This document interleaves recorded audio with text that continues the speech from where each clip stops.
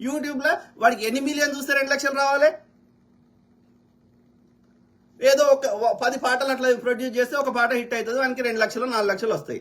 మరి వాడు 5 పాటలు 10 పాటలు చేయడానికి 20 లక్షలు అయినాయి, వాడికి 4 లక్షలు వస్తే మిగతా 16 లక్షలు మనకి బొక్కబడ్డట్టే కదా.